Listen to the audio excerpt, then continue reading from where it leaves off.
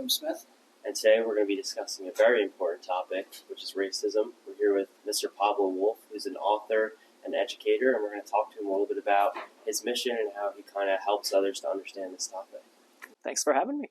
Happy to be here. So could you tell us a little bit about why you're here and kind of what you hope to educate people? Sure. So I have been a teacher with middle school students, and I've been a teacher of teachers. And in all of my career in education, I've been really interested in this question of how do we prepare kids to become the citizens that our democracy needs? And I think that this is a really important question right now in times where people feel like they can't express their opinions or their thoughts that might be on opposite ends of the political spectrum without like getting into a verbal or even physical fight. So for me, it's super important to teach young people like yourselves how to express their opinions on controversial topics and find ways to, like, if not agree, at least agree to disagree amicably, but hopefully to really see that with different opinions, you can get at the gray area where the truth really lies. Because sometimes we get all into one extreme or the other, and we miss out that maybe somewhere in the middle there's like some real nuance that helps us get to a good answer. So I like talking about issues that make people uncomfortable, issues about race, issues about political issues that might be going on in the world around us, whether it's war, whether it's handling refugees or immigration. All of those topics I feel should be on the table for young people because they're the ones that are going to be making these decisions in the future. So they need practice now. So I'm here at Wilton to talk about race specifically, but I'm really open to any and all things because I think kids should be wrestling with this stuff. Yeah. Very interesting. So we both go to the high school, obviously, and we've, in our day-to-day, have encountered kids saying things that maybe shouldn't be said or, are sensitive topics. And I don't think, from my experience, they don't quite realize that a joke isn't always a joke. So we're wondering, just based on personal experience, how you think kids might go about handling situations like that. Yeah, I mean, it's really tough. I'm curious, do you have an example, like off the top of your head, of one that you've heard recently that you feel comfortable? Yeah, I mean, there's been definitely some inappropriate language. Again, here at Wilton High School, I have heard like the N-word and things like that. Not directly to people, but I think I've definitely heard kids say it and it should never be said. And I just think it's very inappropriate and makes me uncomfortable when people say that. And not so much threatened, but I do feel like it's definitely not the right place. And I don't think there's any right place at all where you should be saying the words of like that caliber. Yeah. So, I mean, I've definitely been exposed to it. Yeah. But I haven't been targeted per se. Yeah.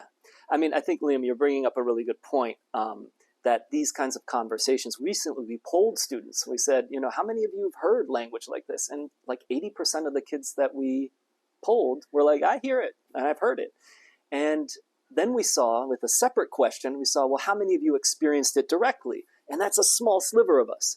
So one thing I was talking about with some teachers earlier was about how disproportionately this hard language, this really negative language, is falling on the shoulders of just a few of our classmates and our members of our community.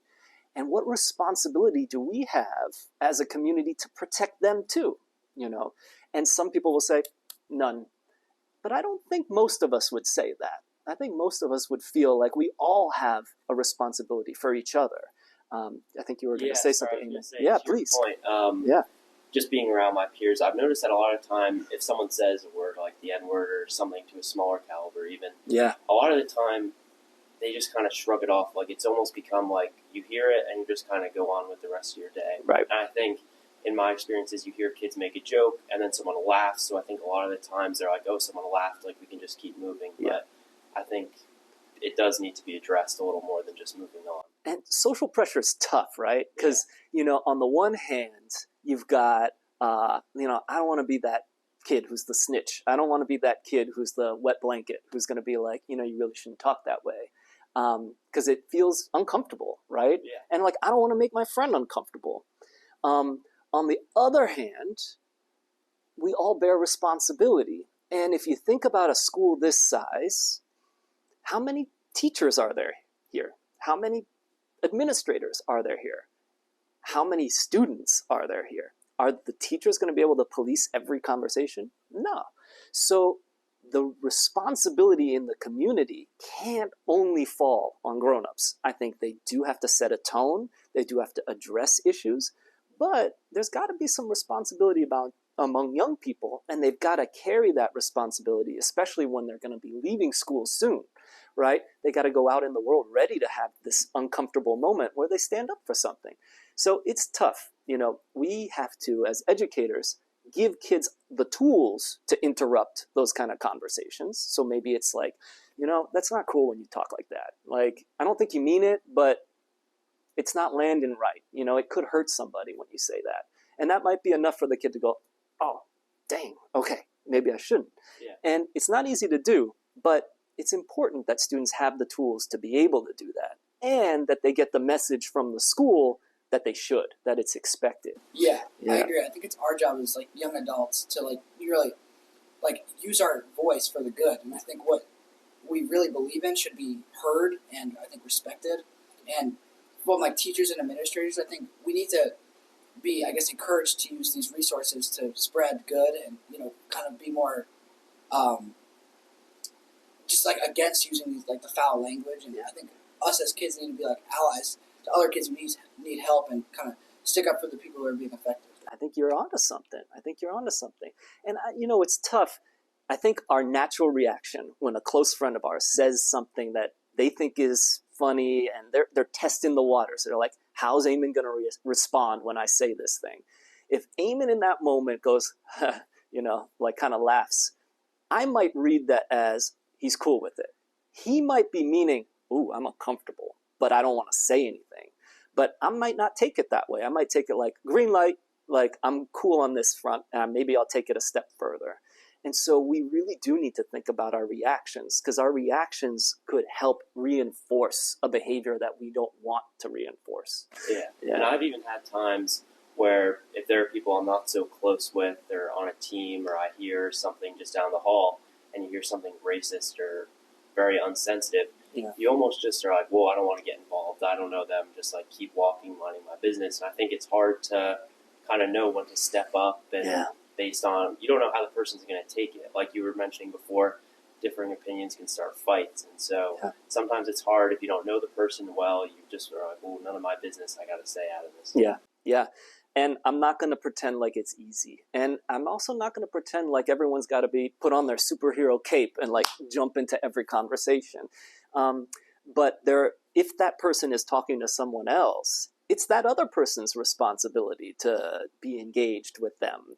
So I think it works better among people who have an understanding with each other. Yeah, I feel like there's definitely been times where I've heard it or heard people say it, and I kind of didn't want to make a scene, so I regret it and I let it go by, and it only got worse from there. And I think me, using my voice and for the good, again, like I just said, I think it would really make an impact, especially if I told the teachers, not actually snitch on them, but gave them an idea of what's going on. Not really exactly name drop, but just kind of raise awareness to the issues that are going on, especially in the grade. Yeah, and I think you're onto something there. It's not snitching or tattling if you're raising awareness about it because you want to talk about it as an issue that's important to the community. I think it becomes snitching or tattling when you want to get someone in trouble. Yeah. That's different, right? So if our approach to handling this kind of stuff that comes up is to punish everybody, then you get into a situation where it's like, well, Eamon's my buddy. I don't want to get him in trouble. I don't want him to be suspended or whatever. But if it's more like, I know that Eamon's going to get some support to help him understand why he did something hurtful, or why what he didn't think was hurtful actually was, then that's different, right? So, I'm wondering about what you guys think about alternatives to just punishing when someone says something that might have harm.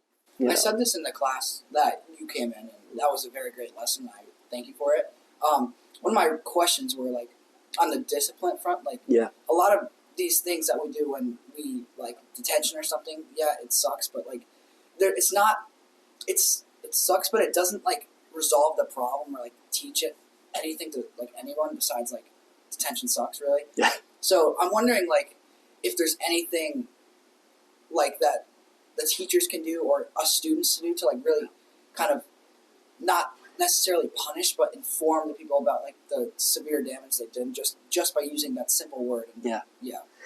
I mean, I think, part of it might be looking at the kind of language that they used.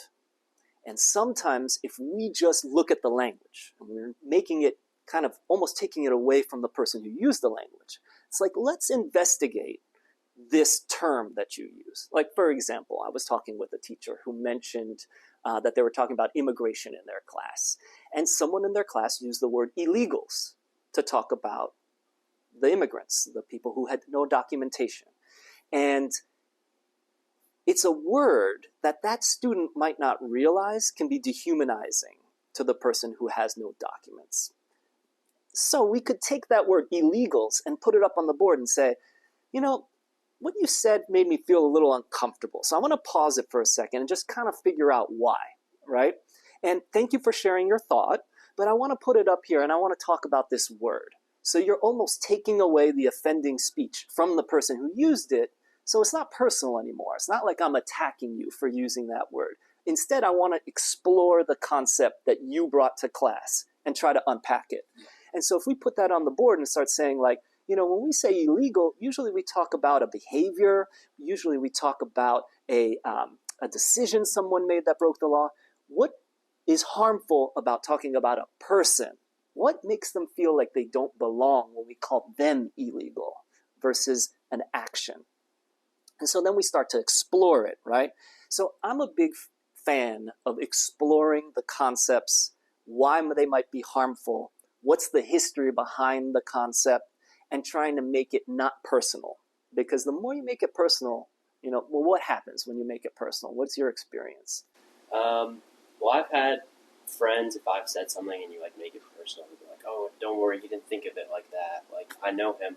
And then there had even been times when I've said like, oh, what if it wasn't him you were saying it to? What if someone was even just walking by? Mm-hmm. He like you were kind of saying before, they like laugh, but they're awkward. Like, you never know what the like deeper feelings they're having are. So you can't say like, oh, he's fine, he thinks it was a joke. You have to say like, what if it wasn't him? What if he doesn't think it's a joke? You have to think deeper, kind of take a step back and think about what that really means and how stuff that isn't on the surface isn't just what's going on. Yeah.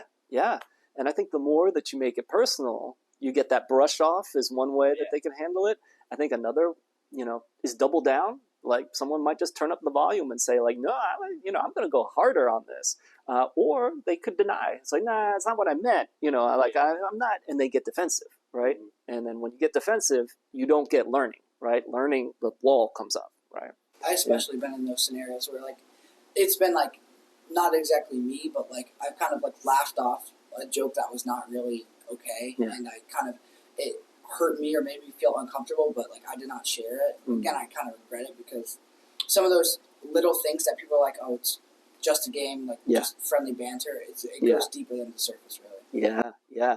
And I'm going to be real. I mean, it's hard. And I've laughed off stuff that I'm like, ooh, that didn't feel right, And I think it's important for us to recognize that we're all human. We all make those mistakes, and it's hard for all of us when there's social pressure involved. But if I did feel bad about it after the fact, that I kind of sit with why. Like, I want to figure out, like, okay, what could I have done differently? Why did this feel like I didn't handle this well? And maybe I make the decision to go back and say, you said that the other day, and I kind of laughed, but it didn't feel right to me. Or maybe I let it pass, and then I make sure that the next time I do a little bit better. And you just have to decide situation by situation. If someone was to make, let's say, a racist remark, and they said, oh, like the kid they were making it towards kind of brushed it off, would you think it's a good strategy to be like, okay, maybe he brushed it off, but it made me uncomfortable? Like, shift it to you. If they keep denying it, he's fine, it didn't affect him. Yeah. Would you shift it to like, okay, but it made me uncomfortable? I mean, Eamon, I think you're ready to take this job. Like, no, you're right. That's totally a strategy. Like, I think we should always speak for ourselves, right? So one of the norms I always set up is use I statements. So you don't want to speak for another group of people. You don't want to speak even for a group that you belong to. You want to speak for your own feelings, your own experience. And so I think that's exactly what you would do. It's like, I don't know about him, but like, this is how I'm picturing it, and this is how it made me feel. I think is exactly the right approach. Yeah. I just kind of want to shift focuses a little bit. Yeah. How would you approach like stuff like this online? If you see it online, and maybe you're not related to the person at all, you have no idea who they are, and you just see it's online. How would one deal with that? Oh, that's a really tough one. Yeah, the internet gives us so many tools for connection, but it gives us so many tools for anonymity and distance from each other, right? So it feels like connection, but we're protected by our screen. Like, I'm so much less likely to say something hateful to you if you're 18 inches away from me. But if you are separated by distance, I might say all sorts of stuff that I wouldn't say in person. So people feel liberated by that to say some really ugly things, and they don't see the consequence. I don't see the look on your face. I don't see your body language. I don't see how it sits with you. All I'll see is whether I get a like or a view, right? And so unfortunately, likes and views go up the more inflammatory the thing I say. So I would say one simple thing is to not engage with it. I'd say like not liking, not commenting even sometimes, because comments online tend to just become shouting matches. Yeah. So it's not an effective way of like refuting something that someone said. That's just my take on it. But I think if you could then address the person in real life who has been posting something, I think that's much more effective. That would be my approach. Okay. So I think we've discussed everything we want to talk to you about. We're so thankful for you coming in. Yeah. And thank you for watching. We'll see you next time. Yeah. My pleasure.